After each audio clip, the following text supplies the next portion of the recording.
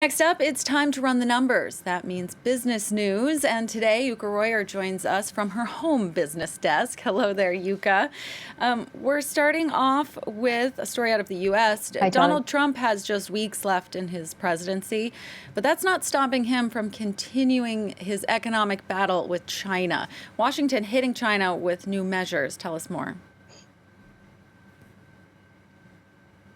Well, China's foreign ministry lashed out this Friday at Washington, telling it to stop smearing China without evidence. Now, foreign ministry spokesperson earlier said that the U.S. was, quote, politicizing economic and trade issues.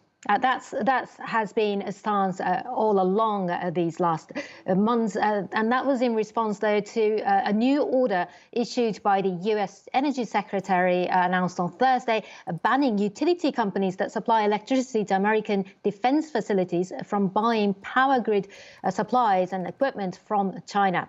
Now, Washington said that it was because Chinese-made supplies posed an undue risk to critical infrastructure, national security, and the U.S. economy.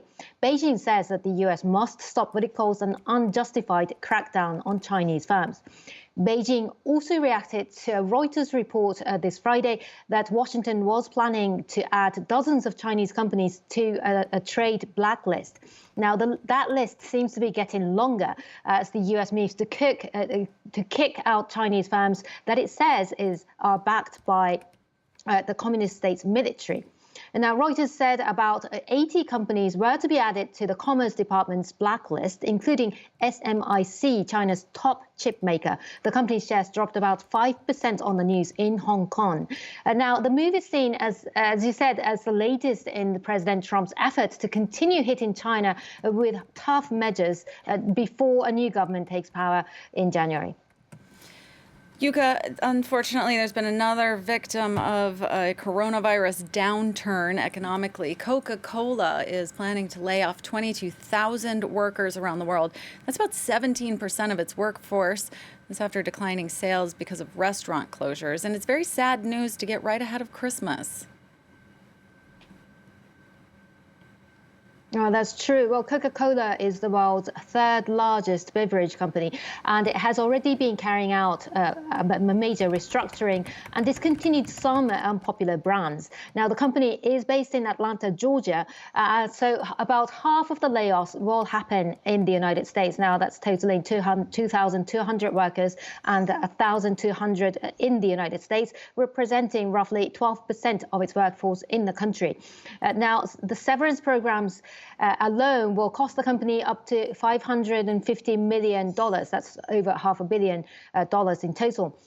The coronavirus pandemic has hampered Coke's business sales in restaurants, but also as well as in cinemas and sports stadiums. Its revenue fell 9% in the July to September period compared to last year. The restructuring has already been underway, as I said, but the pandemic-led downturn has forced the company to accelerate that effort.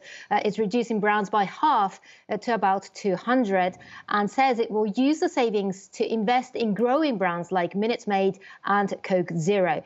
Coke is also downsizing its business units from 17 to just 9.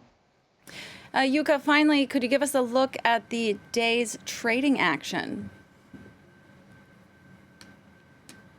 Well, trading has been rather muted here in Europe this Friday amid concerns over, obviously, Brexit trade talks. Paris and Frankfurt started trading in the red, but has since climbed, hovering just above the flat line. London up by about 0.1%, but this as the British pound dropped again after the EU's chief negotiator, Michel Barnier, as we heard earlier, said that there were only hours left to negotiate a deal, and that a path to an agreement looked very narrow.